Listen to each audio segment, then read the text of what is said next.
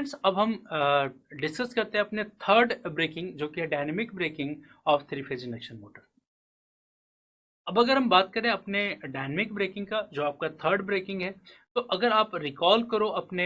DC motor के breaking का, तो वहाँ पे डायनेमिक ब्रेकिंग में हम क्या कर रहे थे कि अपने टर्मिनल को सप्लाई से डिस्कनेक्ट कर रहे थे और एक रेजिस्टेंस आप उससे कनेक्ट कर दे रहे थे, ताकि जो भी आपके मैकेनिकल एनर्जी अवेलेबल है आपके रोटर में, स्टोर्ड जो है आपके रोटर में, वो कन्वर्ट हो इलेक्ट्रिकल एनर्जी में और वो डिसिपेट कर जाए आपके रेजिस्टेंस में।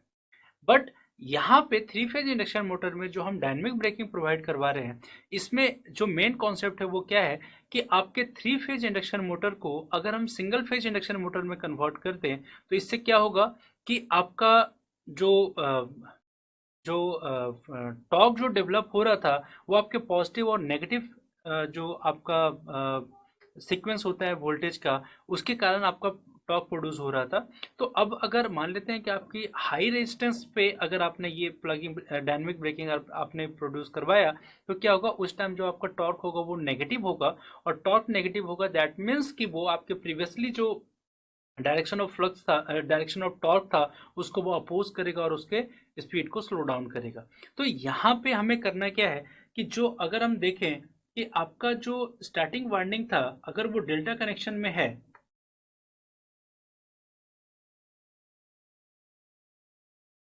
ठीक है, लाइन वोल्टेज और फेज वोल्टेज आपके डेल्टा में सेम होता है, तो आपने सेम उसको सप्लाई किया हुआ था, तो आपका जो मोटर है वो एक स्पीड से रोटेट हो रहा था। अब हम यहाँ पे करेंगे क्या कि आप इस केस में क्या करोगे कि अब आप करेंगे इसको थ्री फेज से सिंगल फेज में सप्लाई करना है। थ्री फेज से सिंगल फेज में सप्लाई करने का मतलब है कि आपका एक फेज सप्लाई से कनेक्टेड होगा, बट दूसरे फेज को आप सप्लाई से डिस्कनेक्ट कर देंगे। जैसे ही आपने दूसरे फेज को सप्लाई से डिस्कनेक्ट कर दिया, अब आपके पास दो चॉइसेस बनते हैं। एक चॉइस की जो जिस थर्ड फेज को आपने सप्लाई से डिस्कनेक्ट किया है, या तो आप उसे ही ऐसे ही हैंगिंग छोड़ दो। अगर ये हैंगिंग रह गया तो ये आपका टू लोड कनेक्शन हो जाएगा। बट आपके पास दूसरा चॉइस भी ये है कि जो थर्ड जो फेज है जिसको आपने सप्लाई से डिस्कनेक्ट किया है, इसको किसी किसी भी सेकेंड फेज से किसी भी फेज से आप उसको कनेक्ट कर सकते हैं। अब यहाँ पे देखें तो आपने क्या किया कि पहले क्या था कि जब आपका तीनों फेज से सब सप्लाई आ रहा था, तो हर फेज का फेज करंट था, और हर फेज का फेज करंट के कारण जो फ्लक्स का प्रोडक्शन हो रहा था वो था, उसके कारण जो वोल्टेज इंड्यूस हो रहा था, करंट प्रोड्यूस हो रहा था, वो अवेलेबल था। बट जैसे आपने थर्ड फेज को डिस्कनेक्ट किया सप्लाई से और उसको आपने किसी और फेज से कनेक्ट कर दिया, तो अब क्या है कि इस सर्किट में अगर आप देखो तो ये जो फेज है ये आपका रिडंडेंट हो जाएगा। क्यों? क्योंकि जैसे इसके अक्रॉस आपने शॉर्ट सर्किट किया, अब जो करंट प्रोड्यूस होगा वो आपके दोनों बचे हुए फेज में हाफ हाफ करंट फ्लो करेगा, और ये जो करंट है वो आपका इस फेज से ना जा करके वो सप्लाई हो जाएगा ऐसे,